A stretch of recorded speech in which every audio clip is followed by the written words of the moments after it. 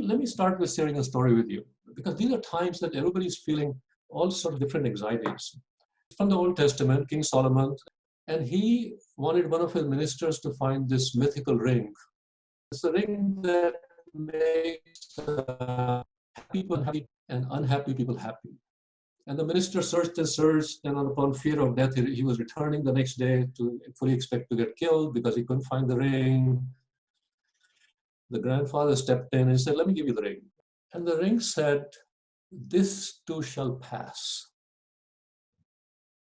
Think about it for a moment, that this is, everything is the impermanence of life. If you read about Buddhist philosophy or Hindu philosophy, it's the lesson in impermanence. So I think it's just a way, when we feel these anxieties, we need to really sort of keep that in mind. Okay, so here's the first piece of advice from Bill Gates. Human nature is such that whenever we see crisis, we tend to overreact. Except in the process, we forget about the long term because nothing happens the next day. And so, crisis may or may not pass, but we get jaded and we get, a little bit sedated about the whole thing. So I think the whole idea is to keep the eye on the long term as well. So when I wrote the blurb for this session, I used this news article from Washington Post, and it said that this was April 1st, as you can see. Nearly 20 million, it's a Goldman Sachs quoting, 20 million workers will be furloughed or laid off by July. I said, well, that's not too bad. I don't know what it means. See, a lot of these items I see, there's no context. 20 million of what? Okay, so here's the numbers today. So end of April, that 20 million became 33.5 million. So it shows you the magnitude of the challenges we're living in. And by the way, before you get overly depressed, I just want to say, I'm very hopeful. I mean, I'm optimistic. Quoting Warren Buffett, never bet against America. And there's a lot of things. So I'll get to some of the good parts too. So to put this in context, the U.S. labor force is 162 million. So if you're reasonably good at math, it looks like about 20%ish, something like that. What's interesting about this is that if you look at the April, you can see that there was a kind of an early April peak and it started to decline. I mean, at some point, you run out of people in this regard. So the official unemployment rate is 14.7%. Now, if you did the math, we came up with this 20%ish number. What happened? So what happens is that, I'm sort of a little bit of a half-baked economist. What happens is that people stop looking for work and they put an unemployment rate number.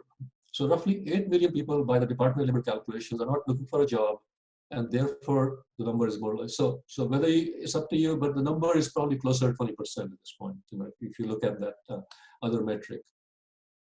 This is just a chart that gives you all the different peaks of unemployment and so on and so forth, and it shows you the 14.7%, and they all measure the same way, so it's apples to apples comparison. But basically, since World War II, we have not seen this before. This is a new movie. So here's another number: is that what's the sort of the upper limit to this thing? Essentially, the St. Louis Fed says that 66 million, and this is what it looks like. And you can see that the employed in the high-risk occupations at the risk of layoff could go as high as 46% of the total employment.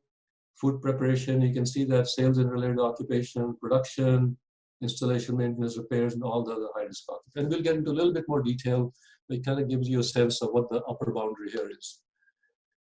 Here's another set of disturbing news that more than a quarter of the workforce is filed in 6 states. And these 6 states are Hawaii, Kentucky, Georgia, Rhode Island, Michigan. Hawaii, tourism, Hawaii, that's what it's about, their economy. And the lowest is South Dakota. So let's from a national come down to California. So California, as of last week, is 4.1 million people who have filed the jobless claims.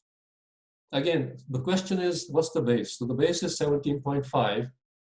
So that looks about 25%, a little shy of 25%. Let's come to home base, Bay Area. Now, this is a very interesting set of news. Now, San Francisco Chronicle does a layoff tracker for the Bay Area. And suddenly we are dealing with millions and tens of millions, and we are to 92,000. Now, there's a little mix of numbers, so I want to kind of caution you. This is the actual layoffs. This is not the unemployment claims we were talking about earlier. And I still don't have the county information because that comes a little bit later on. But basically the number, if I can blow up the thing here, is that it's saying that our region's economic base is 4.1 million, and only we have lost 92 layoffs. Now there's obviously furloughs and there's other means. So my guess is that probably the number, if you compare to the jobless claims, it may be as high as 7% and 8%. But it's a testament to our strong local regional economy. That now there's more to come. I don't think this is the end of the story, but I just wanted to put in perspective as to where we are, both nationally, California, as well as the Bay Area. Here's some of the top layoffs, and nothing surprising. Bon Appetit, Nutanix, Team San Jose, Giants, leisure, hospitality. That's the biggest hit. And where are people spending and not spending the money? This from New York Times. But you can see travel has taken the biggest hit. Shopping, transportation, entertainment. Travel is virtually, pretty much up to 80% reduced. Health and beauty. I need a haircut. Sorry, guys. Groceries, of course. So that gives you again a sense of how people are spending the money. These are the 5 states where the tourism is a biggest impact, biggest share of dollar. And so you can see that Hawaii tops that list. Okay. Headline's pretty interesting. And what's to note here is that the first quarter annualized GDP reduction, which is the economic pie, is 4.8%. So the bad news you'll see in early July is that the Q2, second quarter, would look like about 40% on an annualized basis. So what they do is that they take all these things, they mix and match numbers, and they essentially say, well, if this was to continue, what would be the annual impact of this thing as compared to last year?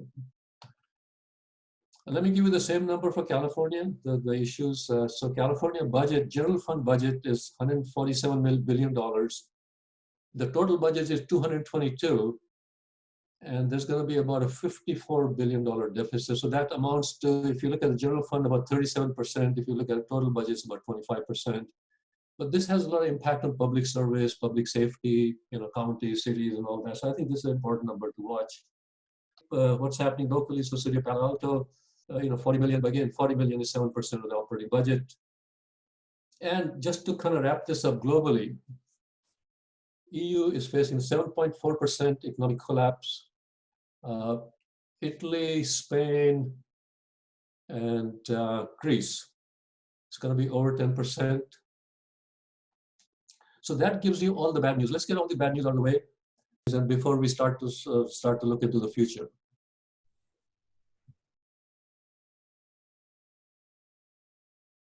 Great question.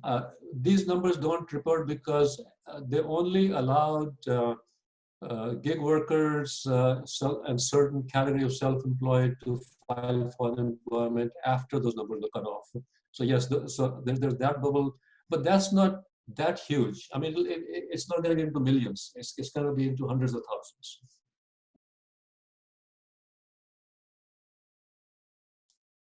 In general, I do a lot of career counseling for our students. If you have a job, certainly my advice is that, well, first of all, depending upon the industry you're in, I mean, some industries are doing very well, others aren't doing very well, as you probably have a general sense. So if you're in an industry that's doing well, and you're getting a big promotion or more money or whatever else you're looking for, hey, certainly go for it. But if you're in a high-risk occupation or high-risk industry, certainly it makes sense to kind of just hang in there. But at the same time, keep preparing for the skilling, keep preparing for your next job. So I think that, anyway, that would be my suggestion.